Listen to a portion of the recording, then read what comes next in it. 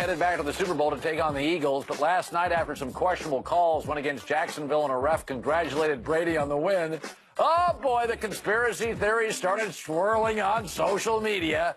Jags were called for 6 penalties. Pats called for 1, the fewest in a playoff since, well, who else? The Patriots back in 2011. The discrepancy didn't go unnoticed by Miles Jack, who said it was, quote, self-explanatory, and he wasn't the only Jags player upset about it.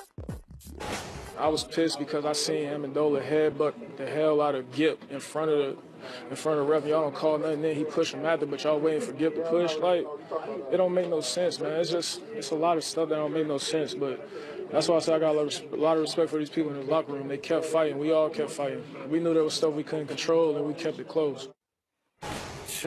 Wah, wah. Jacksonville, a victim of poor officiating? I think they were a victim of poor officiating, but not for the reasons they're talking about. I didn't have any problems with the 6 flags on Jacksonville, the 1 flag on the Patriots. But they're also a victim, to me, the reason they're a victim, of their own stupidity. Again, the Patriots conduct themselves all week in a way that curries favor with the officials. Again, if you want to be the loud team that is braggadocious or whatever, don't expect a group of 50-year-old men of any color to cut you some slack. Again, because when you get to be 50, 55 years old, you're kind of set in your ways and you figured out life, and all that running your mouth at Jalen Ramsey and all this in your face and all the celebration and all the stuff that the Patriots do less than every other team because it plays well with the officiating crew. You know why Jacksonville had more penalties? I'm going to show you a graph. And the graph's going to show you aggressive, great defenses, Ravens, Bears, Seahawks. In their championship games, oh, they had more penalties in all of them. Jacksonville is the Seahawks, the Ravens, and the Bears. It's the one penalty that's the problem.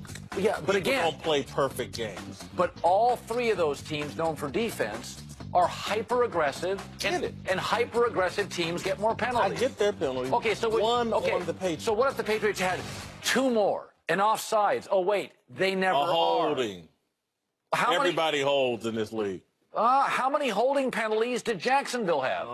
They got pass interference penalties. Their penalties, by the way, were aggressive penalties. They weren't holding. I blame Jacksonville more than anybody for being the victim. You can create your own victimhood. And I just, they don't carry themselves. You're looking at me like, oh, boy. I mean, no, I just, when I look at this, penalties are penalties.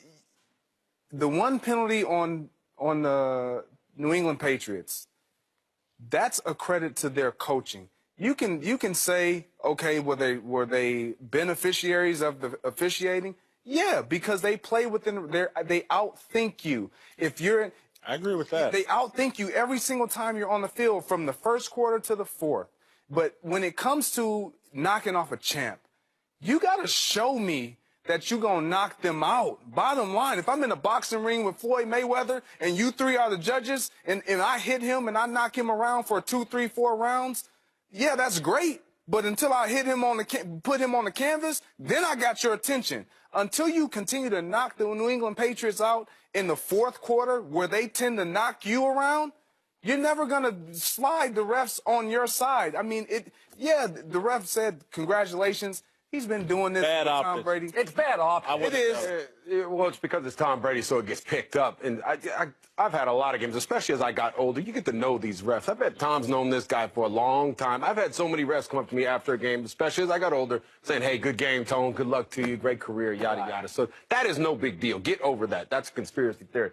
But as far as the penalties, I don't have a problem with that. First of all, I love all the playoff games so far because the best refs are out there. They're not calling that many flags. They were. I loved it. I loved it. Let the guys play. There was that one question with A.J. Bayou. I get what he's saying. That was one of those calls that I said, if he called it, I'd be like, oh, okay. If he didn't call it, oh, okay. That's the hardest call in football. That's a hard call. I don't have a problem with it. And then the way they handled it, though, him talking about that, that's the difference between the great teams and the teams that are like that braggadocious team. Just get over it. Knock them out, like Greg said. Win the game. Take the game when you have control, but you can't do that. There was a stat you told me on my show today, which is remarkable. It's really a remarkable stat. Jacksonville is the only team in the NFL all year to get the ball with 50 seconds left in the half and take a knee. 2 timeouts and take a knee. Okay, that's on your coaches. Yeah. You went into that game once you got a lead thinking, let's play not to lose. New England, when they scored near the end of the half, I kind of was like, oh, boy, here we go. They got outplayed for an hour and a half. New England played more aggressively and more intelligently. I'm going to just say, repeat again. They're a victim of their own stupidity, and that's what hurt them with the officiating. But more than that, they were a victim of bad coaching, in my opinion. If they want to be upset about something, the way that Jacksonville ended the half, not just with taking the knee, they hurried to the line of scrimmage and got a illegal motion call when the catch was clear and there was no reason to be hurrying. Yep. Then they come out of a timeout and get a delayed game penalty and take away a first down catch.